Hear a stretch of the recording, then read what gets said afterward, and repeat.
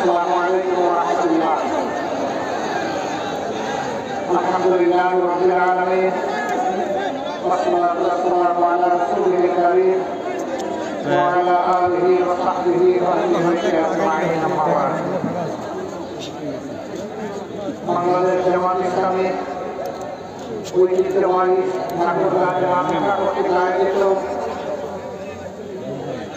জেলা স্কুল মাঠে আজকের এই বিশাল সম্মেলনের সম্মানিত সভাপতি বাংলাদেশ জামাত ইসলামী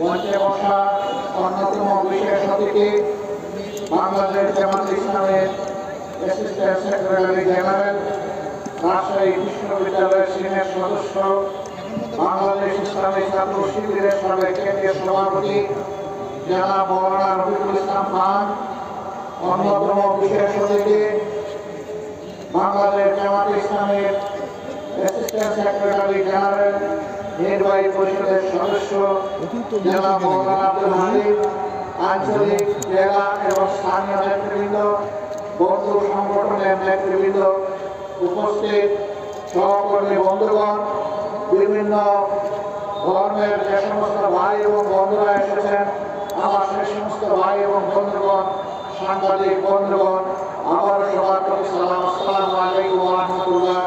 অন্যান্য ধর্মের ভাইদের প্রতি অন্তর বিজ্ঞান ও ভালোবাসা এবং শুভেচ্ছা। বাংলাদেশ 18 কোটি মানুষের দেশ, হয় কিছু কম হবে, না হয় কিছু বেশি হবে। ছোট্ট একটি দেশ, পৃথিবীর মানচিত্রে অবস্থান খুঁজে পাইতে হলে ও গভীরভাবে চোখ ফেলতে হয়। এত ছোট দেশে বিশ্বের কোথাও এত বিপুল জনসংখ্যা নেই।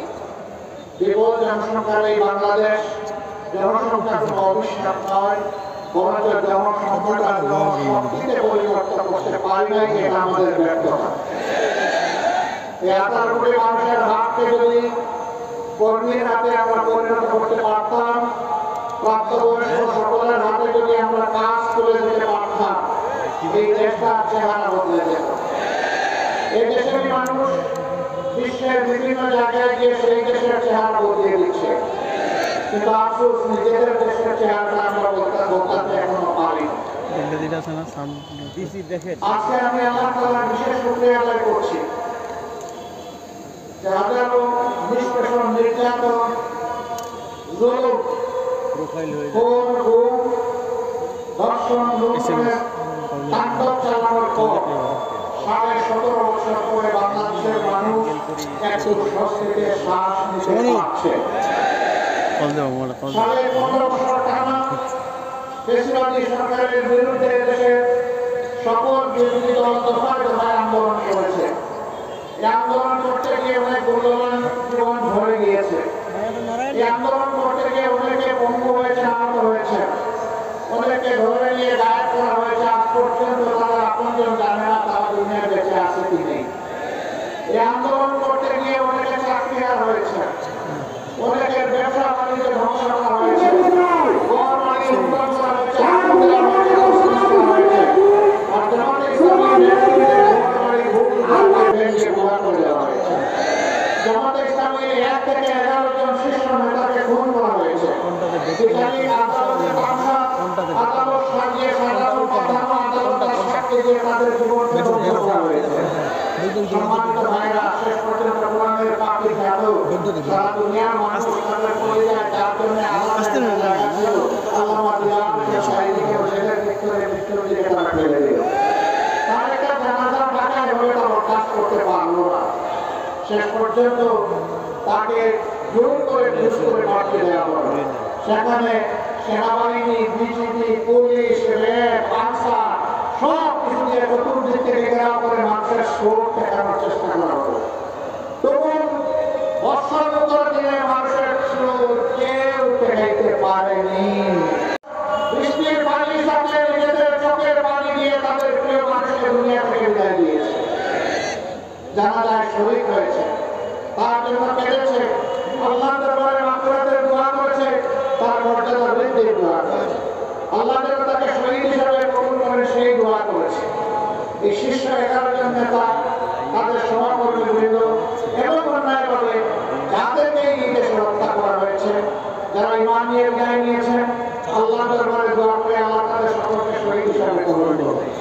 বিশেষ করে 24-এর এই আন্দোলন যা 1 জুলাই থেকে শুরু হয়ে 36 জুলাই এসে শেষ হয়েছে।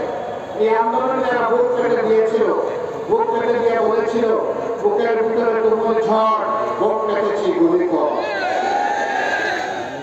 বুক পেতে দাঁড়িয়েছিল কোন অস্ত্রের মুখে, গুলির মুখে, সংকোচ করেনি জীবন দিতে। একজন মন্ত্রীকে এক পুলিশ অফিসার তখন বলেছিলেন, স্যার একটা মারি একটাই করে, এরপরে 4 জন দাঁড়িয়ে যায়, 10 জন দাঁড়িয়ে যায়। কিন্তু সেই দেশ আলহামদুলিল্লাহ আমরা গর্বিত। আল্লাহ তাআলা আমাদের বুকে তুলে উদরে মায়েদের পেটে এই ধরনের বীরের জন্ম দিয়েছেন বাংলাদেশে। আলহামদুলিল্লাহ আমরা আমাদের এই বীর সন্তানদের জন্য গর্বিত। আমাদের অন্তরে তাদের ভালোবাসার একটা বিছানা তৈরি হয়ে গিয়েছে। আমরা তাদেরকে শ্রদ্ধা করি। জাতিকে জালিমের অপবাস থেকে মুক্ত করার জন্য তারা যে উদ্যোগ জীবন বাজি রেখে নিয়েছিল তার জন্য আমরা তাদের কাছে কৃতজ্ঞ। আমরা দোয়া করি আমাদের এই সন্তানদের মতো আরো সন্তানরা যেন ভবিষ্যতে এই দেশের জন্য দাঁড়িয়ে যায়।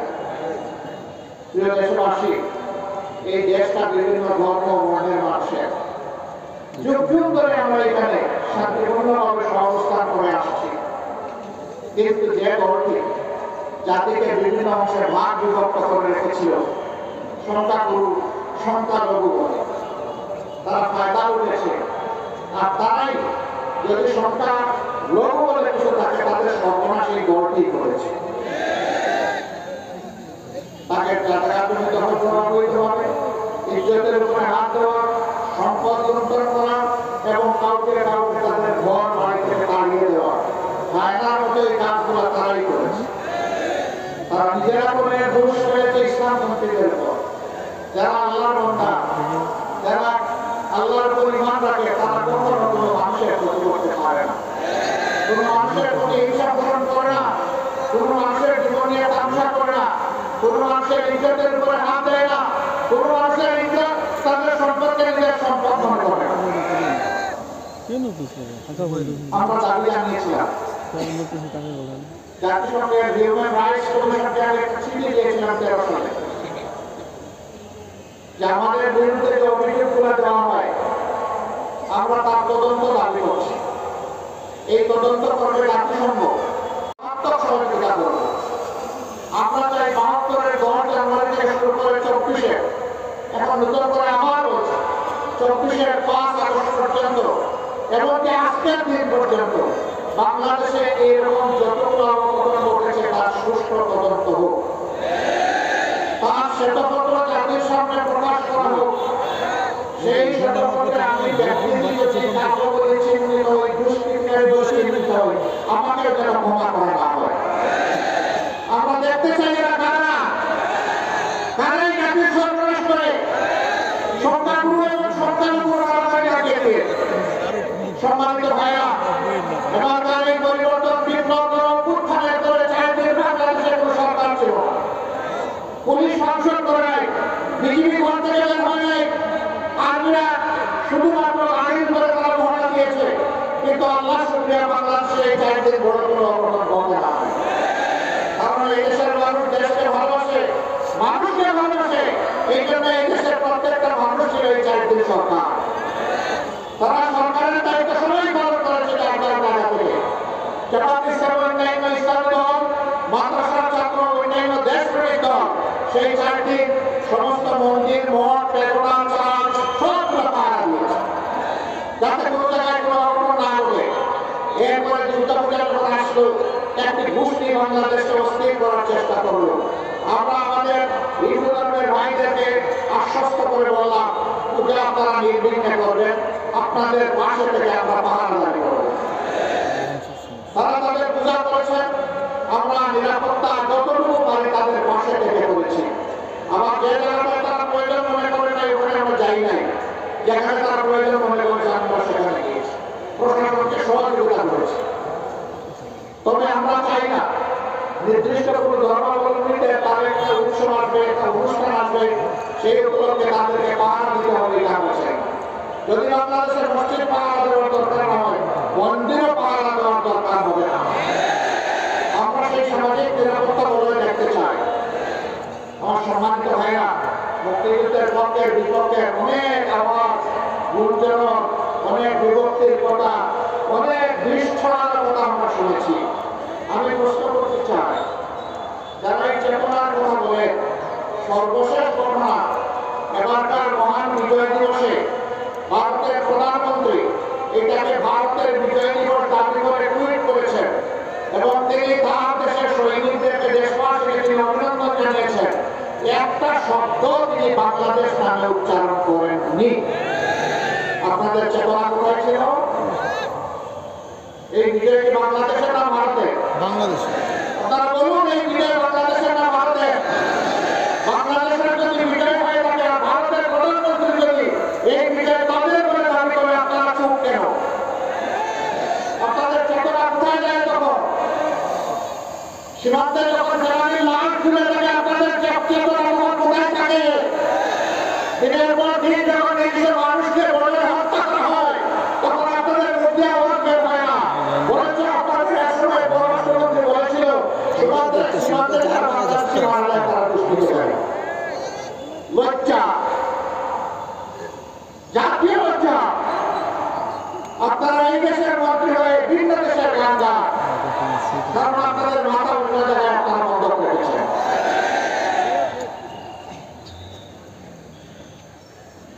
আমরা সবসময় শ্রদ্ধাশীল থাকতে চাই এবং আমরা এই আশা করি তারাও আমাদের দেশের প্রতি শ্রদ্ধাশীল থাকবেন। আমরা চাই আমাদের প্রতিবেশীরা শান্তিতে থাকুক, আবার আমরা চাই তারাই যেন আমাদের অশান্তির কারণ না হয়।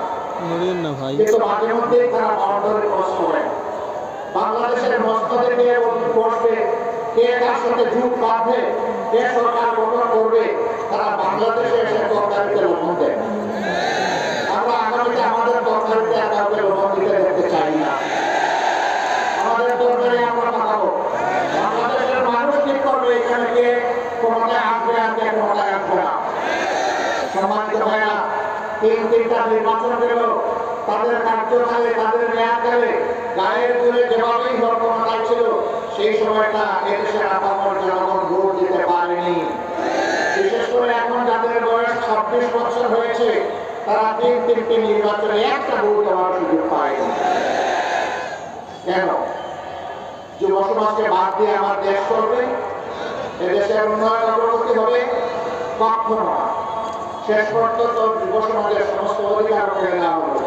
ছাত্রদের হাতে সার্টিফিকেট ধরিয়ে দেওয়া হয়, কিন্তু চাকরি এবং কাজ তাদের কপালে জুটে না। কোটার চক্রান্তে বন্দী করে তাদের কপাল কিসমত হাইজ্যাক করে নিয়ে যাওয়া হলো। তারা এর জন্য রাস্তায় নামলো অধিকার আদায়ের জন্য। ছোট্ট একটি দাবি, সেই দাবিটাকে করোনা কায়দায় হেলমেট এবং মুগর দিয়ে দমন করার চেষ্টা করা হলো। গুলি চালানো হলো, শেষ দিন পর্যন্ত মানুষের বুকে গুলি চালানো হলো। কম বেশি 2000-এর মতো বুকের দর কেড়ে নেওয়া হলো। আমরা আল্লাহ দরবারে দোয়া করে আল্লাহ তাদেরকে শহীদ হিসেবে করবো, তাদের পরিবারকে আল্লাহ তারা সবাই ত্যাগ করার তৌফিক দান করবে। 34,000 ছেলে মেয়েকে কঠিন ভাবে আক্রমণ করে আহত করে তাদেরকে পঙ্গু করে দেওয়া হয়েছে। 500-র অধিক দুই চোখে দেখে না, 750-র অধিক এক চোখ হারিয়েছে। 500-র ভারী জায়গা, কত হাজার পা হারিয়েছে, হাত হারিয়েছে, আল্লাহ ভালো জানেন। সেই সব আমরা এখন বলতে পারি। নির্ভর করে তাদের উপর আকস্মিক করা হয়েছে।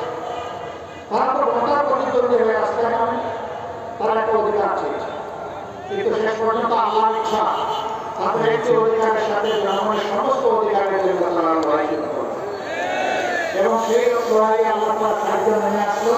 আল্লাহ তাআলা বাংলাদেশের জনগণকে উপহার দিলেন শান্তি এবং স্বাধীনতা, যার কারণে আজকে আমরা কথা বলতে পারছি। এইরকম ময়দানে গত 15.5 বছর আপনারা কোন দলকে দেখেছেন?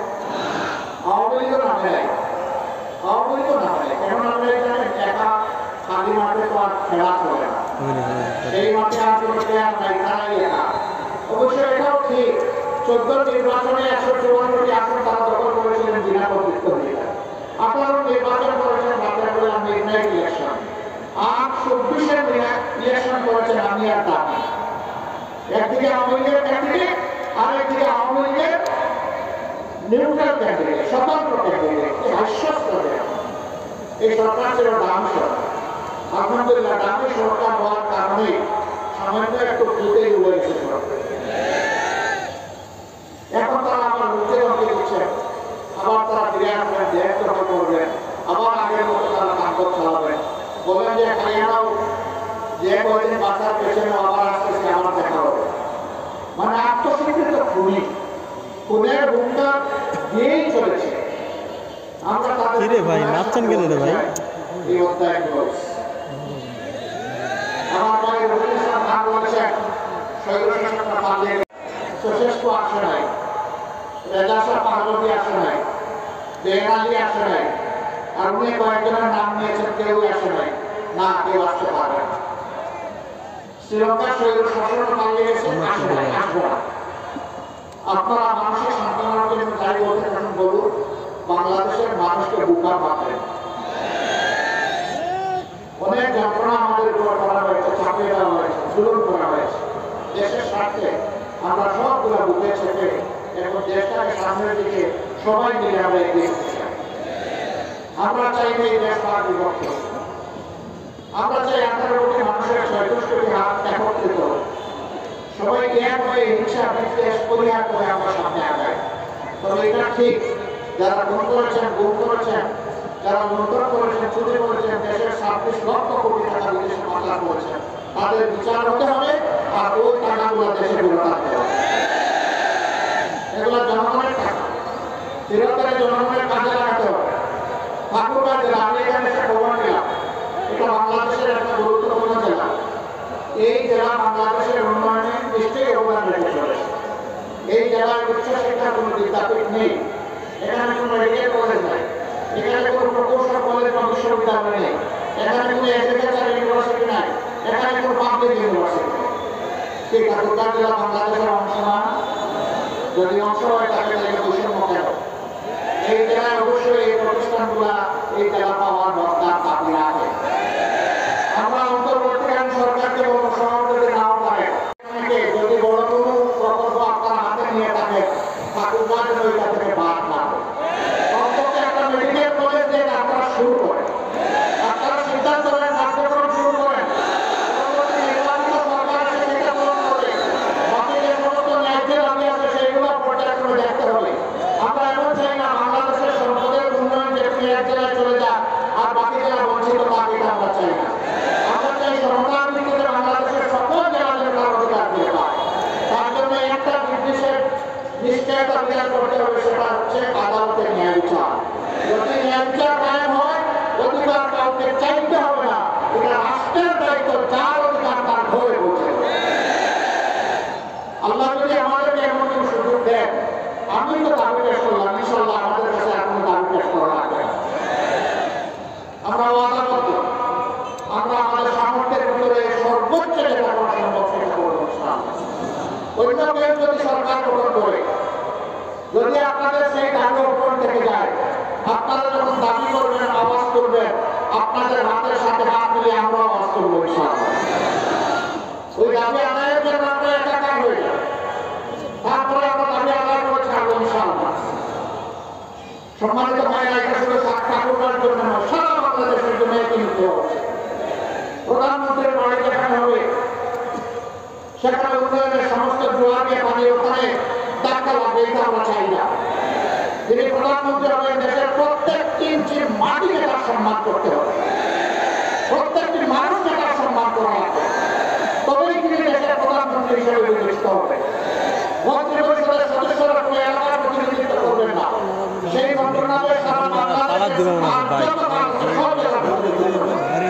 এইভাবে যদি ইসলামের ভিত্তিতে উন্নয়নের একটা রোল মডেল, আমরা হাসিনা রোল মডেলের কথা বলছি। যেই রোল মডেলে 26 লক্ষ টাকা দেশের বাইরে চুরি করে চলেছে, সত্যিকারের রোল মডেলের কথা বলছি। সেই বাংলাদেশ আমরা করতে চাই। আপনারাও সেই বাংলাদেশটা, আলহামদুলিল্লাহ, এই বাংলাদেশের শিশু, বৃদ্ধ, আবাল, বনিতা, নারী, পুরুষ নির্বিশেষে সকলে ঘরে বাইরে কর্মক্ষেত্রে সর্বত্র তারা একটা মর্যাদা পাবে এবং নিরাপত্তা তাদের নিশ্চিত হবে ইনশাআল্লাহ। এই বাংলাদেশ গঠনের জন্য আমাদেরকে আরো অনেক ত্যাগ স্বীকার করতে হবে। দুদেশ হাত তুলেছেন, আওয়াজ দিচ্ছেন, মুবারকবাদ।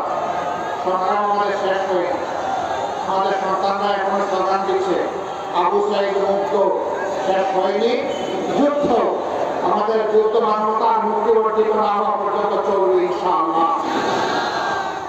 আমরা একটা বৈষম্যহীন দেশ চাই, চাঁদাবাজ মুক্ত দেশ চাই, অবৈধ দখলদার মুক্ত দেশ চাই, দুর্নীতি মুক্ত দেশ চাই, ঘুষ মুক্ত দেশ চাই এবং একটা সাম্যের বাংলাদেশ আমরা চাই, একটা মানবিক বাংলাদেশ চাই। সেই মানবিক বাংলাদেশের জন্য আমরা ইনশাআল্লাহ কাঁধে কাঁধ মিলিয়ে হাতে হাত মিলিয়ে আমরা সামনের দিকে এগিয়ে যাবো। আল্লাহ আমাদেরকে কবুল করুন। আমরা বাংলাদেশ জামাতে ইসলামী আপনাদের কাছে বিশেষ অনুরোধ রাখতে চাই, আমাদেরকে যদি জনগণের কল্যাণে কাজ করতে দেখেন, দেশের কল্যাণে কাজ করতে দেখেন, দিনের কল্যাণে কাজ করতে দেখেন, আমরা যেন আপনাদের একটু ভালোবাসা, আমরা যেন আপনাদের একটু দোয়া পাই, আপনাদের একটু সহযোগিতা পাই, ন্যায়সঙ্গত কাজে আপনাদেরকে যেন পাশে পাই, আপনাদেরকে যেন সাথে পাই। যদি কোনো অন্যায় করতে দেখেন, আপনাদের পক্ষ থেকে যেন প্রতিবাদের আওয়াজ উঠে, আপনারা যেন আমাদের সমালোচনা করে, আপনারা যেন আমাদেরকে টান দিয়ে সোজা করে। যদি আপনাদের এই গঠনমূলক সমালোচনা আর যদি দোয়া ভালোবাসা আমাদের সাথে থাকে, আমরা অঙ্গীকারবদ্ধ আল্লাহ তাআলার হুকুম হলে জনগণের ভালোবাসা এবং সমর্থন পেলে আমরা একটি সাম্যের বাংলাদেশ উপহার দেব ইনশাআল্লাহ। আল্লাহ রাব্বুল আলামিন আপনারা যে কষ্ট করে এসেছেন এর জন্য তার উত্তম জাযা দান করুন। এই ঠাকুরগাঁর ন্যায়সঙ্গত দাবিগুলো আদায়ে আমরা যেন ঐক্যবদ্ধভাবে সবাই কাজ করতে পারি সেই তৌফিক দান করুন। দেশের উন্নয়নে আমরা যেন যার যার জায়গা থেকে সর্ব